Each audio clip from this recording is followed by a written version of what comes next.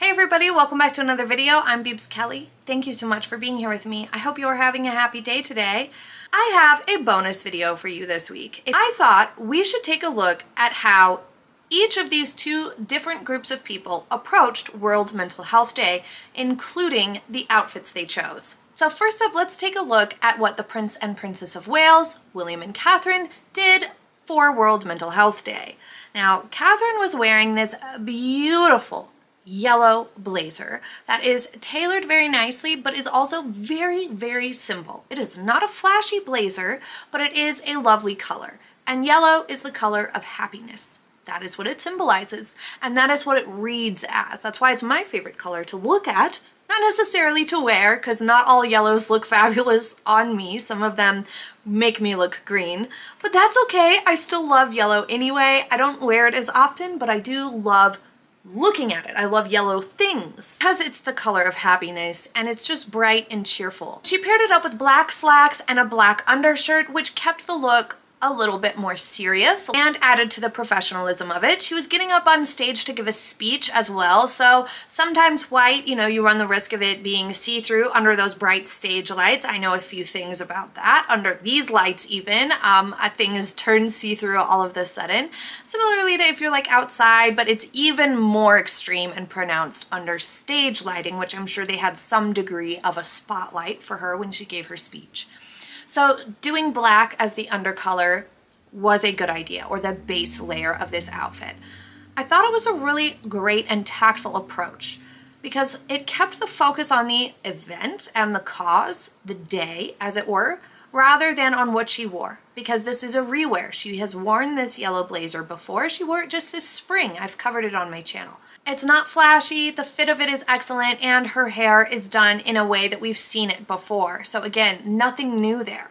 When she debuted her bangs, she was very strategic. As we talked about on Sunday, if you missed it, go watch the video. When she debuted her fringe, she was even thoughtful of that. She didn't debut her fringe on the anniversary of Queen Elizabeth's passing. She didn't debut her fringe when she joined Mike Tyndall's podcast either. She saved that for a different event and she walked us into it nice and slow. So that even is thoughtful, to not style her hair in a different way, to draw attention to her hair and why it's different. On this day, both she and William were dressed very appropriately. They looked great together, they looked great on their own, and they were ready to engage with the people that they were there for. And all of the headlines were literally about the causes and the charities that they were there visiting. They were not about them and what they were wearing and what they were doing. In contrast, Harry and Meghan found a way to make World Mental Health Day very much about them. This was the first time that Harry and Meghan were back in New York City since their catastrophic car chase. Correct me if I'm wrong. So that alone was creating some headlines that, oh, they're back for the first time since that. That was decidedly one of the worst PR moves they ever made, was trying to release this horrible woe is me victim statement that was blown out of proportion beyond all reason, to the point that not even the officials there in New York City could back them up in any way, shape, or form. Everybody just basically said this was a fantastical accounting of what was basically just a few paparazzi trying to get some pictures of them on the same block at which they attended their event. Such foolishness. So that alone was a bad move. From a PR perspective, if you really want an airtight plan and you've had some sort of drama or controversy last time you were in that city, then you should go to that city at least once before having an event that you want to actually shine a spotlight on. Had they shown up in New York City a few days early and had some sort of outing, or maybe like some sort of limited event of some kind, or perhaps maybe even something nice like throwing some sort of reception for people who worked on this charity that they were there to support or work with. If they had done something like that, then that would have eliminated any sort of headline or even mention of their crazy, ridiculous, out-of-touch drama earlier this year, last time they were in New York City. That would have been out of the way already by the time World Mental Health Day came. For this event, this was a summit about internet safety essentially, and how we can improve it for our youth and prevent tragedies. This event, it's my understanding that at least the majority of these parents had identified social media as one of the main factors or contributing factors to losing their children. This subject is extremely difficult, extremely intense, so very somber. I cannot think of a more heavy subject matter really off the top of my head than this sort of realm. It's one of those that can tear you up just even thinking about. So I was really offended to see what Meghan Markle wore and to also see this branding behind them with this sort of shining halo effect behind them was insensitive and off-putting and upsetting. I was just flabbergasted to see that they plastered their branding so prominently and to see what Meghan wore. It was just the epitome of insensitive and tone deaf on their part. Let's start with her outfit. Wearing something that bears your shoulders to an event like this is just so not acceptable. It just isn't. Wearing something sleeveless would be equally unacceptable. Wearing something that's strapless completely would be equally unacceptable. And wearing something off the shoulder, unacceptable. It just is. You're talking with and hearing from parents who have dealt with their worst nightmares, something that is anxiety inducing to even think about. You should be fully clothed. You should have your shoulders covered. Shouldn't have any chest showing. For an event like this, having any sort of attention taken away from what these parents have gone through and what they are trying to do is absurd. And that is exactly what that backdrop did. Plastering Archewell foundation with this sort of like sunrise or halo effect, this sort of shining bright bling, whatever you want to call it, the design of it placed right behind them was just like a attention grab, horrible imagery to pair up for this, like just kind of hijacking these parents' experience for their publicity. And the fact that all of the articles and stuff, I didn't find not one actual solution that they had figured out or executed, which again is in stark contrast to Catherine and William, who went around and have visited charities and organizations that they have been supporting who have already begun to implement solutions and explore new ways of doing things to help support mental health and wellness in the various communities or targeted areas that those charities are trying to serve. So Catherine and William's approach has actually gotten some solutions, some results to some degree, and has actually seen how some of those solutions have played out. Things have already begun to be done, so to speak.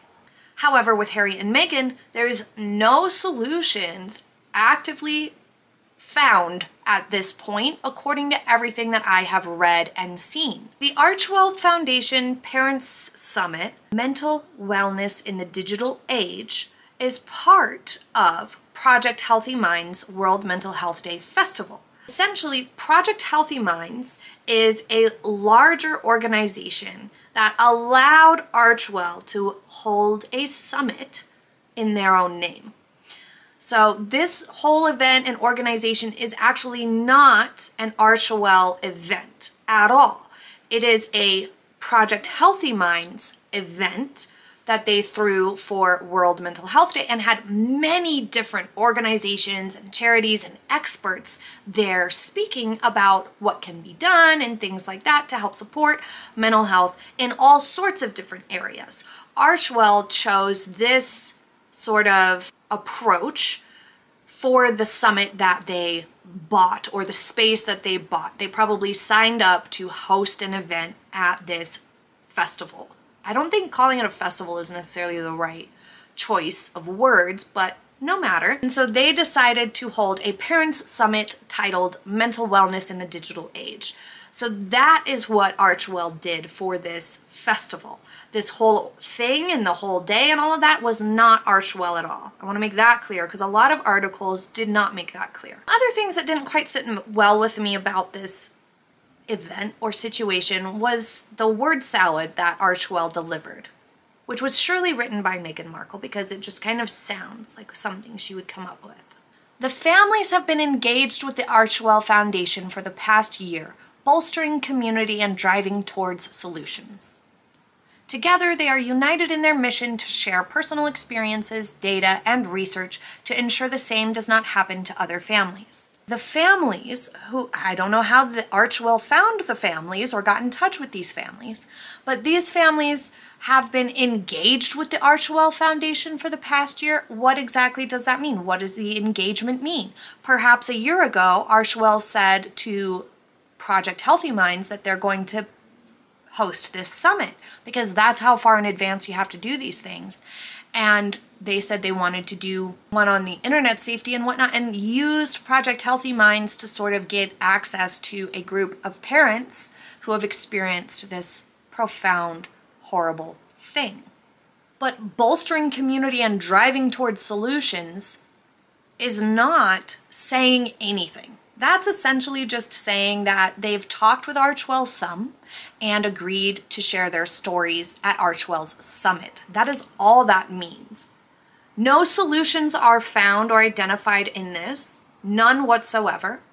We have no information on what they're doing with this data and research or what even data and research they're gathering. No information on any of this or what it means or what it's going to be doing.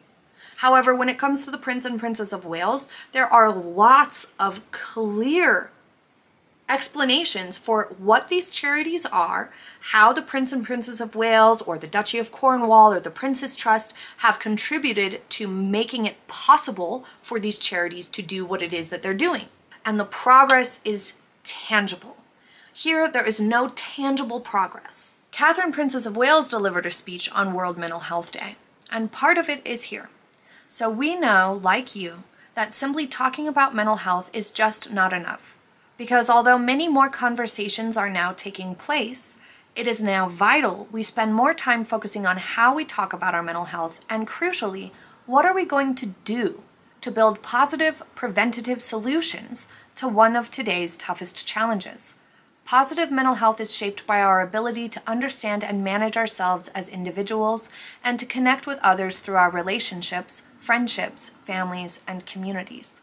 We are living in a world, however, that is changing so fast, where social media and concerns about threat of conflict, pandemics, climate change, or the cost of living can impact our emotional well-being and future hopes dramatically. So as she points out, talking about it isn't enough.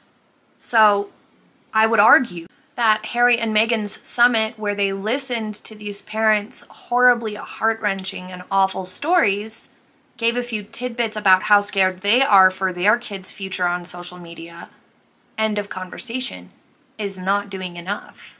Plain and simple. This was marketed to the public as some revolutionary, fabulous thing, but Harry and Meghan still have done nothing except for invite people to share their stories, which would have happened anyway, probably, at this summit, which I find disappointing.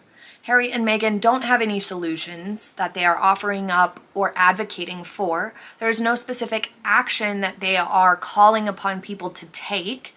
None of that. However, here we have the Princess of Wales explaining that finding positive preventative solutions is what the focus needs to be.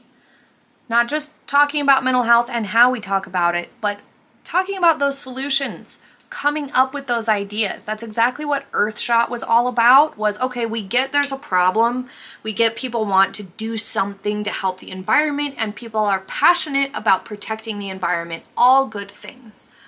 But putting the focus and incentive on finding those solutions is exactly what Earthshot has done so masterfully. It has helped to give grants to support and fund these solutions, and it has shown real, tangible results. Here, Catherine is doing just that. She's calling on people to go after those actual solutions. And through their patronages and through grants, they are able to help support those solutions coming to life. It is a huge difference when you see this speech that says nothing about herself, but rather just pointing out that these are things that are just not unique to any one group, that this is something everybody's dealing with, and that we need to be really strategic in how we approach this. That is the closest we get to a personal anecdote from her in this speech, which is appropriate. With Harry and Meghan, in this little Q&A session, I guess, that they had, they spoke a lot about their personal experiences, their personal lives. They spoke about and used that platform and opportunity to keep the questions focused on their kids and their kids' futures, rather than turning that back out onto the audience or solutions that they had or are funding, because they're not funding any solutions. Another thing Catherine's speech does really well is to focus on a positive example of how we can all strive for a more positive approach or constructive approach by pointing out that positive mental health is shaped by our ability to understand and manage ourselves as individuals. It also helps prime us to be ready to reach out and build those community relationships, which is another thing that the royal family is really excellent at demonstrating through their actions. They are like, I am not from the UK, but I am proud of them for building that community within their country, because so many of the things that they do, the outings that they do, the places they visit, the charities they support are oriented around community. And the monarchy all on its own, I feel, is really rather unifying. The fact that they are able to set those examples through their actions and have such a great track record of it, and come and deliver these sorts of speeches that are just very eloquent and perfectly balanced in their approach, keep the focus where it really needs to be, and it's not all like doom and gloom and scary. And it's never turned onto themselves, and it never turns into navel gazing. With Harry and Meghan, we see the opposite, and this particular event really kind of upset me because it is so somber, so serious. I mean, just absolute tragedies that are enraging to hear and understand being hijacked by these two. It's just upsetting. The fact that she chose to wear this on this day is horrendous. Horrendous in every way. It's disrespectful, it's unkind, it's foolish, it's inappropriate. Not one other person in this room has exposed shoulders. Almost nobody else is wearing white, because this is so tragic, the information that the people here are listening to. Let's put all that aside and just look at the outfit on its own. The pants are too big, they are far too wide, it looks silly. The sleeves are too big, they are too wide around her wrists, it looks silly. The buttons up the front I don't hate, but I also don't love, because it only widens her waistline. They come up under this fold or shawl sort of situation and leave lumps and bumps under that flap, which looks bad, it looks unprofessional, it looks messy, it looks sloppy, it's eye-catching in a bad way.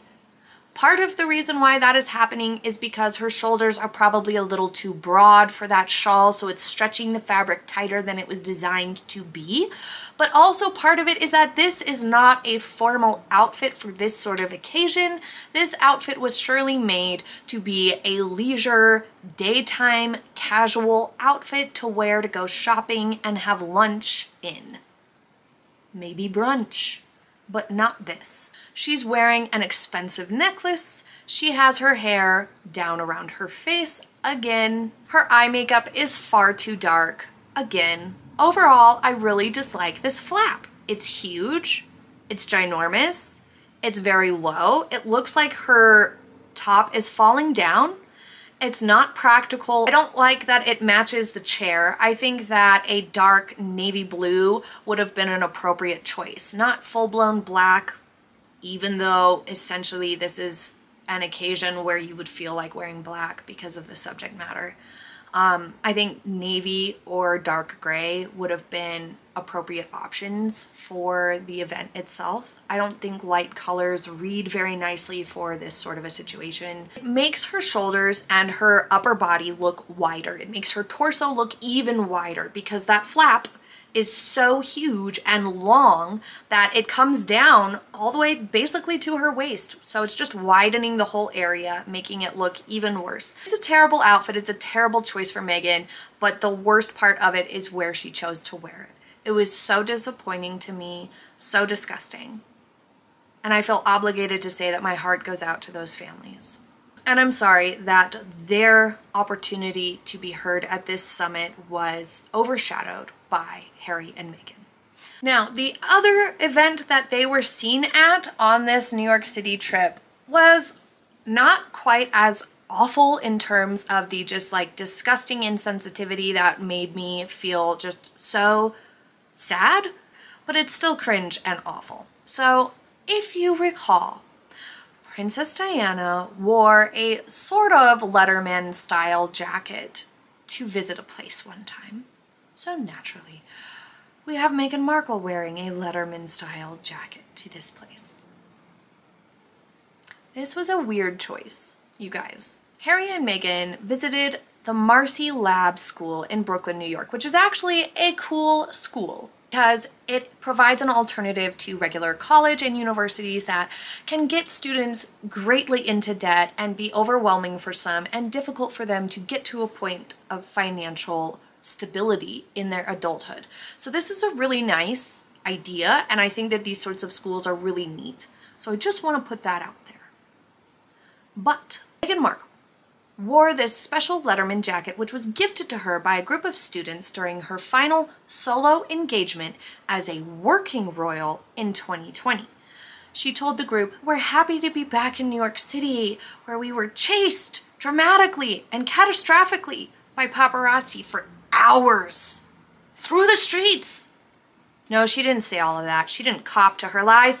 Are you kidding? No, she just said she's happy to be back in New York City, which I don't really fully believe. I'm confused why she's wearing something that she wore that she received while she was a working royal, because that was such a horrible time for her that I'm really surprised she would wear it. And I'm confused if this was from the Marcy Lab School, if she was working with them while she was a working royal and is still visiting them now, or if this is a jacket from a different school. I can't quite figure it out. If you know, let me know in the comments, because I am confused. I don't see this like logo on any of the other stuff there. I'm just not sure.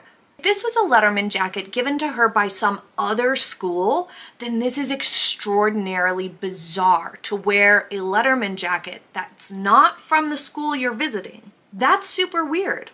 If that's what she did, then it's very much just another Diana cosplay moment and cringy because it's unrelated to the Marcy Lab School completely, just completely removed. Why is she wearing that? She's trying to dress up like a student or something? Like, I don't get it.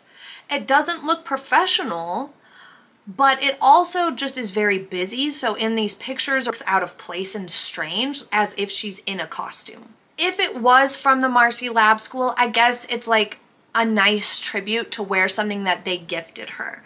And if it is from that school, then okay, I will give it a pass. Overall, she scrunched up the sleeves, but she kind of had to because a Letterman jacket worn without the sleeves pushed up would look even more strange. So I give that a pass this time. I'm mostly curious if this goes with the school or not. It's kind of odd too that like nobody else there is in anything that has the logo or you know, I don't see anybody else with anything red, and it looks like part of the logo there is red. So I don't know. You guys need to tell me in the comments whether this was from the school or not, because if not, it's super bizarre. If so, I'll give it a pass this time, I suppose. I noticed that her pants are not high-waisted, which is really great to see. I do wish she would wear just tapered or straight leg jeans rather than skinny jeans. These skinny jeans paired up with this Letterman jacket make her look like a 13-year-old wearing her dad's Letterman jacket. If she was gonna do this, she should have worn more straight leg jeans just to prevent her legs from looking so twiggy and making her look like she's playing dress up. So that's something I would suggest she change. Overall, on these World Mental Health Day visits, it's clear who is really putting forth good work and good advocacy for these causes, and that is the Prince and Princess of Wales. Good job to them. Harry and Meghan, do better. Thank you all so much for being here with me. I appreciate you very much. I appreciate your time, and I appreciate you pushing the like button if you enjoyed today's video and clicking the subscribe button if you haven't already. Be sure you are subscribed so that it's easier for you to participate in the polls and you don't miss any because they pop right up on your feed. And if you're interested in the shirt that I'm wearing, it will be linked in the description box below. It's from Shein. If you're interested in anything else I have on, it will be linked in the products tab, including my makeup products for today, but they are moving where the products tab goes. So I'm not sure where it's going to be, but I'll be on the lookout for it and be sure to let you guys know in a future video once I find out where they've moved it. So thank you so much for being here with me today. I appreciate you so very much, and I hope that you have a happy day ahead. Bye!